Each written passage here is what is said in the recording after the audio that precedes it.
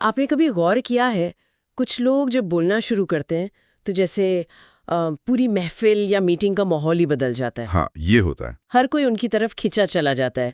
उनके कहे हर लफ्ज में एक वजन, एक ठहराव सा महसूस होता है। बिल्कुल, एक अथॉरिटी सी लगती है उनकी बातों में। हाँ, तो अब ये सोचना लाजमी है कि क्या ये बस उनकी किस्मत है या कोई ऐसी काबिलियत जो उन्हें पैदाइशी मिली है, या फिर इसके पीछे कोई सोची समझी कला है, कोई हुनर जिसे सीखा जा सकता है, निखारा जा सकता है। हाँ, ये अच्छा सवाल है। आज की हमारी ये गहरी पड़ताल इसी कला के ताने बाने को समझने की कोशिश करेगी। बिल्कुल। हमारे सामने जो स्रोत है वो मुख्य रूप से how to talk like a leader नाम की किताब के इर्द गिर्द घूमते हैं, और साथ ही इससे जुड़े कुछ और लेख और विचार भी हैं। जी। इस पूरी चर्चा का मकसद यही है कि हम ये समझ सके कि हमारे बोलने का अंदाज कैसे हमारे लिए इज्जत, भरोसा और असर पैदा कर सकता है। और इस स्रोत का जो मूल विचार है वो बहुत साफ है। देखिए, असली लीडर सिर्फ हुक्म नहीं चलाते। अच्छा। हाँ, वो लोगों को प्रेरित करते हैं। वो सिर्फ जानकारी नहीं देते, बल्कि एक नजरिया, एक दिशा दिखाते हैं। ये किताब असल में हमें यही सिखाती है कि कैसे हम अपनी रोजमर्रा की बातचीत को एक ज्यादा प्रभावशाली, मतलब एक नेतृत्व वाली बातचीत में बदल सकते हैं। नेतृत्व वाली बातचीत। हाँ, ऐसी बातचीत जिसमें सफाई हो, एक मकसद हो और बोलने वाले का आत्मविश्वास साफ झलके। तो चलिए इसे एक तरह से लीडरशिप कम्युनिकेशन यानी नेतृत्व वाले संवाद की कला में गोता लगाने जैसा समझते हैं। हाँ, कह सकते हैं। ये देखना वाकई दिलचस्प होगा कि कैसे जरा से बदलाव हमारे असर को कई गुना बढ़ा सकते हैं। बिल्कुल, छोटे छोटे बदलावों से बड़ा फर्क पड़ता है। अच्छा, तो कहाँ से शुरू करें? किताब का पहला सबक क्या है? सबसे पहली और शायद सबसे बुनियादी बात जो स्रोत सामने रखता है वो है बोलने से पहले एक पल रुकना और सोचना। रुकना और सोचना। हाँ, देखिए, आमतौर पर हम किसी भी स्थिति पर तुरंत प्रतिक्रिया दे देते हैं, रिएक्ट कर देते हैं। हाँ, ये तो होता है। जो अक्सर भावनाओं या जल्दबाजी पर आधारित होती है। लेकिन स्रोत कहता है कि लीडर ऐसा नहीं करते। अच्छा। वो एक पल ठहरते हैं, सोचते हैं और फिर सोच समझकर प्रतिसाद देते हैं, रिस्पॉन्ड करते हैं। रिएक्ट नहीं, रिस्पॉन्ड। एग्जैक्टली। ये छोटा सा ठहराव ही सारा फर्क पैदा करता है। ये रुकना सुनने में तो आसान लगता है, लेकिन इसका असल असर क्या होता है? मतलब सिर्फ एक पल रुक जाने से क्या बदल जाता है? अरे, बहुत कुछ बदल जाता है। देखिए, जब आप तुरंत प्रतिक्रिया नहीं देते तो आप स्थिति को नियंत्रित करने का मौका देते हैं खुद को। भावनाओं को हावी होने से रोकते हैं। सोच समझकर दिया गया जवाब तर्क और मकसद पर आधारित होता है। अच्छा। इससे टीम में भ्रम फैलने के बजाय स्पष्टता आती है। आप सिर्फ शोर नहीं बढ़ाते, बल्कि दिशा दिखाते हैं। सही बात है। स्रोत में एक बड़ी अच्छी सलाह है जिसे आप एक तरह का मानसिक चेक पॉइंट समझ सकती हैं। बोलने से पहले खुद से पूछें, मैं जो कहने वाला हूं, क्या इससे टीम को रास्ता मिलेगा या वो और उलझे जाएगी? ये अच्छा तरीका है सोचने का। ये महज 1 सेकंड का ठहराव आपको प्रतिक्रिया करने वाले से प्रतिसाद देने वाला बना देता है। हाँ, ये बात तो है।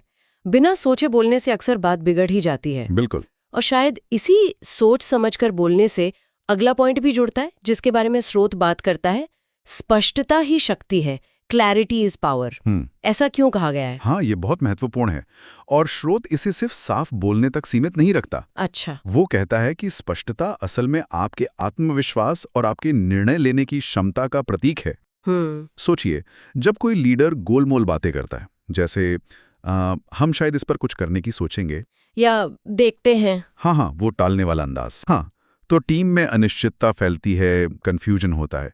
लेकिन जब वही लीडर कहता है, हम अगले हफ्ते सोमवार से ये नई प्रक्रिया शुरू कर रहे हैं, तो संदेश एकदम साफ होता है। बिल्कुल। वो गोलमोल जवाब अक्सर टालमटोल जैसा लगता है, जबकि सीधा जवाब दिखाता है कि लीडर को पता है कि वो क्या कर रहा है, उसे यकीन है। ठीक कहा। और यहीं पर स्पष्टता शक्ति बन जाती है। पहली बात, ये किसी भी तरह की गलतफहमी या अटकलबाजी को खत्म करती है। सही। टीम को ठीक पता होता है कि उनसे क्या उम्मीद की जा रही है और लक्ष्य क्या है। दूसरी, ये पूरी टीम को एक सीध में लाती है। सब एक ही दिशा में काम करते हैं। अलाइनमेंट जिसे कहते हैं। हाँ, अलाइनमेंट। और तीसरी और शायद सबसे अहम बात, ये भरोसा पैदा करती है। जब आपका लीडर स्पष्ट होता है तो आपको लगता है कि हाँ, नाव किसी काबिल हाथों में है। ये सिर्फ जानकारी देना नहीं है, ये एक तरह से ऐलान है कि फैसला हो चुका है और अब उस पर अमल करना है। तो स्पष्टता सिर्फ शब्दों की सफाई नहीं, सोच की सफाई भी है। सोच की सफाई, ये दिलचस्प नजरिया है। और शब्दों और सोच की सफाई के साथ साथ एक और चीज है जिस पर स्रोत काफी जोर देता है, बोलने का लहजा, टोन। टोन। कहा गया है कि यही वो चीज है जो एक बॉस और एक लीडर में फर्क पैदा कर सकती है। बिल्कुल। स्रोत कहता है कि मुश्किल हालात में भी लीडर का लहजा शांत रहता है, सम्मानजनक और मजबूत रहता है। चीखना, चिल्लाना या डराना धमकाना लीडरशिप नहीं है। इस लहजे का इतना गहरा असर क्यों होता है? क्योंकि हमारा लहजा मतलब टोन शब्दों से ज्यादा तेजी से भावनाओं तक पहुंचता है। अच्छा। आप चाहे कितने भी अच्छे शब्द इस्तेमाल कर लें, अगर आपका लहजा रूखा है, ताना मारने वाला है या हुक्म चलाने वाला है, तो सुनने वाला या तो डिफेंसिव हो जाएगा या आपसे कटेगा। बंद कर देगा खुद को। हाँ, इसके उलट अगर आपका लहजा शांत है, सकारात्मक है, हौसला बढ़ाने वाला है और सम्मानजनक है, तो लोग आपकी बात ज्यादा ध्यान से सुनेंगे और सहयोग करने के लिए भी तैयार होंगे। हाँ, ये तो मैंने भी महसूस किया है। कोई प्यार से कोई काम करने को कहे तो करने का मन करता है। बिल्कुल। लेकिन अगर कोई डांट कर कहे तो उल्टा लगता है कि क्यों करूं। सही कहा। यही भावनात्मक बुद्धिमत्ता यानी इमोशनल इंटेलिजेंस का एक अहम पहलू है। यानी ये समझना कि आपकी बातों और आपके लहजे का सामने वाले पर क्या भावनात्मक असर हो रहा है और उसे स्थिति के हिसाब से ढालना। एक अच्छा लीडर जानता है कि कब मजबूती दिखानी है, कब नरमी, हाँ, और कब हौसला बढ़ाना है, और ये सब उसके लहजे से जाहिर होता है।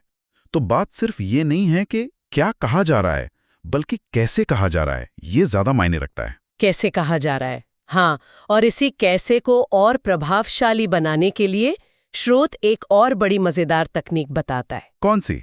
भाषणों के बजाय कहानियों का इस्तेमाल करें। Use story telling not lectures.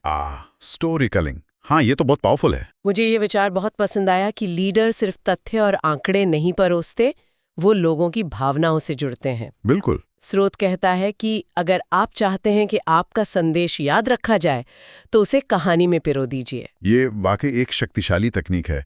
कहानियां क्यों काम करती हैं? क्योंकि हम इंसान मतलब स्वाभाविक रूप से कहानियों से जुड़ते हैं। हाँ, बचपन से सुनते आए हैं। हाँ, जब आप कोई कहानी सुनाते हैं तो आप सिर्फ जानकारी नहीं दे रहे होते, आप सुनने वाले को एक अनुभव में शामिल कर रहे होते हैं। स्रोत में एक बहुत अच्छी पंक्ति है, कहानी आपके और आपके दर्शकों के बीच एक भावनात्मक पुल का काम करती है। एक भावनात्मक पुल? वाह, ये तो बहुत गहरा है। हाँ, क्योंकि कहानियां अमूर्त विचारों जैसे कि मेहनत, ईमानदारी, टीम वर्क, इन सब को ठोस और रिलेटेबल बना देती हैं। सही। आप टीम को घंटों लेक्चर दे सकते हैं कि हमें ज्यादा मेहनत करनी चाहिए, शायद वो सुन भी लें, शायद न भी सुने। हाँ, शायद एक कान से सुनकर दूसरे से निकाल दे। बिल्कुल।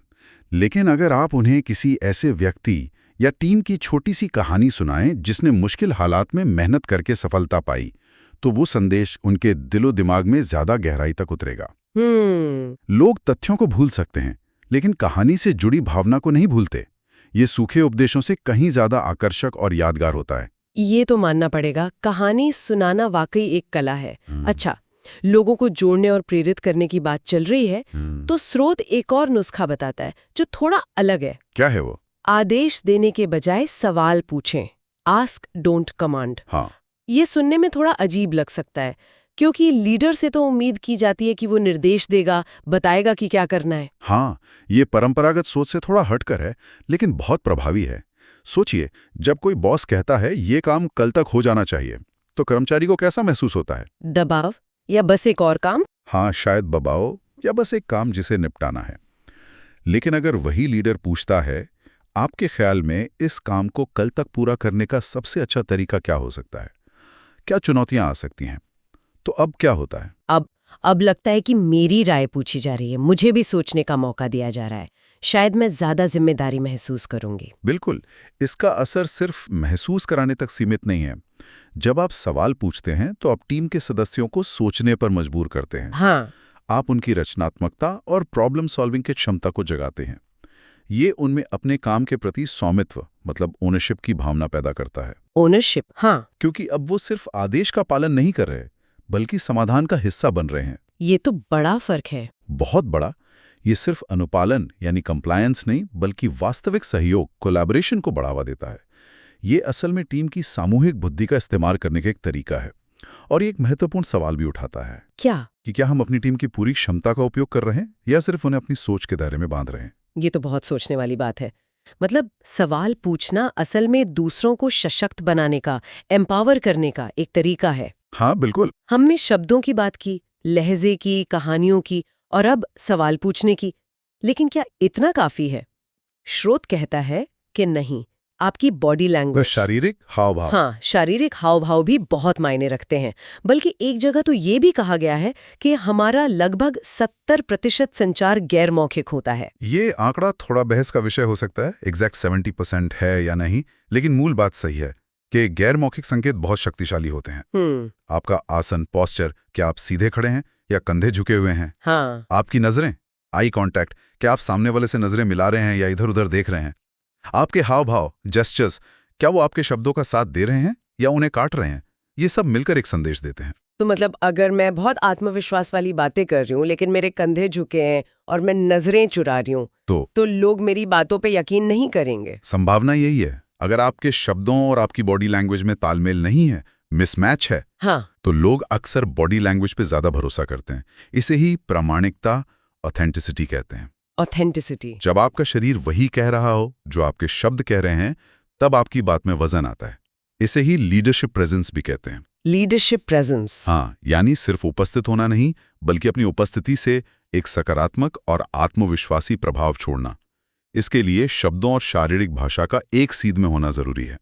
अगर हम इसे बड़ी तस्वीर से जोड़ें तो हाँ, ये दिखाता है कि आप जो कह रहे हैं उसे लेकर आप खुद कितने आश्वस्त और ईमानदार हैं। प्रामाणिकता, हाँ, ये तो जरूरी है। और इस पूरी बातचीत में एक आखिरी लेकिन शायद सबसे जरूरी पहलू है जिस पर स्रोत जोर देता है, सहानुभूति, एम्पैथी। एम्पैथी, हाँ। इसे लीडरशिप का गुप्त हथियार कहा गया है। सहानुभूति का मतलब क्या है यहाँ? मतलब सिर्फ दया दिखाना नहीं, दया से बढ़कर है ये। सहानुभूति का सीधा सा मतलब है दूसरों की भावनाओं को समझने और उनका सम्मान करने की क्षमता। ये सिर्फ ये जानना नहीं है कि सामने वाला क्या सोच रहा है, बल्कि ये महसूस करना भी है कि वो कैसा महसूस कर रहा है। महसूस करना। हाँ, स्रोत में एक बहुत ही असरदार बात कही गई है। लोग आपके शब्दों का अनुसरण नहीं करते, वे आपके शब्दों के पीछे की भावना का अनुसरण करते हैं। शब्दों के पीछे की भावना, ये वाकई में गहरा है। लेकिन ये गुप्त हथियार क्यों है, सीक्रेट वेपन? क्योंकि ये वो गोंद है, वो ग्लू है जो टीम को जोड़ती है। अच्छा, जब लीडर सहानुभूति दिखाता है तो वो टीम के सदस्यों के साथ एक मानवीय स्तर पर जुड़ता है। इससे भरोसा पैदा होता है, रिश्ते मजबूत होते हैं। सहानुभूति आपको ये समझने में मदद करती है कि आपकी टीम को क्या प्रेरित करता है, उन्हें क्या परेशान करता है, और आप अपने संवाद को उनकी जरूरतों के हिसाब से कैसे ढाल सकते हैं। मतलब लोगों को समझना। हाँ, समझना और महसूस करना। ये एक ऐसा माहौल बनाता है जहां लोग सुरक्षित महसूस करते हैं, अपनी बात खुलकर कह सकते हैं और जानते हैं कि उन्हें समझा जाएगा। ये सिर्फ अच्छा इंसान बनना नहीं है, ये प्रभावी नेतृत्व के लिए जरूरी है। ये दिखावटी नहीं, बल्कि प्रामाणिक रूप से दूसरों से जुड़ने के बारे में है। तो अगर हम इन सभी बातों को समेटें जो हमने how to talk like a leader और उससे जुड़े विचारों से सीखें, तो इसका निचोड़ क्या है? व्यवहारिक तौर पर से क्या फायदा हो सकता है? देखिए, स्रोत बताता है कि इन तकनीकों का अपनाने से कई फायदे होते हैं। आप दूसरों को ज्यादा आसानी से प्रभावित कर पाते हैं। अच्छा? मीटिंग्स में ज्यादा आत्मविश्वास महसूस करते हैं, लोगों के साथ गहरे भावनात्मक रिश्ते बना पाते हैं, और कुल मिलाकर आपका नेतृत्व विकास तेजी से होता है। स्रोत की खासियत यह है कि इसमें किताबी बातें कम और असली दुनिया के उदाहरण ज्यादा हैं। तकनीकें ऐसी हैं जिन्हें अपनाया जा सकता है, भाषा आसान है, और यह सिर्फ बोलने पर नहीं बल्कि भावनात्मक समझ पर भी जोर देता है। क्या इसमें कोई कमी भी बताई गई है, कुछ नेगेटिव्स? हाँ, जैसा कि अक्सर होता है, कुछ बातें थोड़ी दोहराई हुई लग सकती हैं, रेपिटेटिव। अच्छा। और शायद इसका झुकाव पेशेवर माहौल मतलब प्रोफेशनल सेटिंग की तरफ ज्यादा है, निजी जिंदगी के संवाद पर थोड़ा कम। लेकिन ये छोटी बातें हैं। सबसे बड़ा और अहम संदेश ये है कि लीडर की तरह बात करना कोई जन्मजात गुण नहीं है जिसे बदला नहीं जा सकता। ये एक कौशल है, एक स्किल जिसे सीखा जा सकता है। हाँ, इसे सीखा जा सकता है, इसका अभ्यास किया जा सकता है और इसमें सुधार लाया जा सकता है। तो इसका मतलब ये हुआ कि कोई भी इन सिद्धांतों को अपनाकर ज्यादा प्रभावी ढंग से संवाद कर सकता है, चाहे वो किसी पद पर हो या न हो। बिल्कुल बिल्कुल, जैसा कि स्रोत कहता है, नेतृत्व एक संचार शैली है, पद नहीं। नेतृत्व एक संचार शैली है, पद नहीं। ये बहुत अच्छी बात है। हाँ, आपकी उपाधि या पद चाहे जो भी हो, अगर आपकी बातचीत में स्पष्टता है, आप सोच समझ कर बोलते हैं, सहानुभूति दिखाते हैं, कहानियों से जोड़ते हैं, सवाल पूछते हैं और आपकी बॉडी लैंग्वेज आत्मविश्वास दर्शाती है, तो आप अपने आसपास के लोगों पर एक लीडर की तरह प्रभाव डाल रहे हैं। सही। प्रभावी संचार ही वो चाबी है जिससे लोग आपको न सिर्फ सुनते हैं बल्कि आपका अनुसरण भी करना चाहते हैं। तो ये सब सुनने के बाद सोचने के लिए एक आखिरी बात क्या हो सकती है, कुछ ऐसा जो हम साथ लेकर जाएं? एक विचार जो इस पूरी चर्चा से उभरता है वो ये है, हम सब जानते हैं कि संवाद कितना शक्तिशाली है और ये कैसे हमारी धारणाओं को बनाता है ना? हाँ, बिल्कुल। तो क्यों ना एक प्रयोग किया जाए। अगली बार जब कोई महत्वपूर्ण बातचीत का मौका आए तो इन सीखी हुई तकनीकों में से किसी एक को, सिर्फ एक को जानबूझकर सचेत रूप से इस्तेमाल करके देखें। सिर्फ एक? हाँ, सिर्फ एक। चाहे वो बोलने से पहले रुकना हो, या जानबूझकर स्पष्ट भाषा का प्रयोग करना हो, या कोई छोटी सी कहानी सुनाना हो, या सिर्फ सामने वाले की बात को सहानुभूति से सुनना हो। सिर्फ एक तकनीक। अच्छा। और फिर देखें कि उस बातचीत में सामने वाले की प्रतिक्रिया और उसके नतीजे में क्या फर्क आता है। क्या कुछ बदलता है? शायद नतीजा आपको हैरान कर दे। ये एक दिलचस्प प्रयोग हो सकता है। अपनी बातचीत के असर को खुद महसूस करना शायद यही सीखने का सबसे अच्छा तरीका है। निश्चित रूप से। संवाद एक सतत यात्रा है, सीखने और बेहतर होने का एक निरंतर अवसर।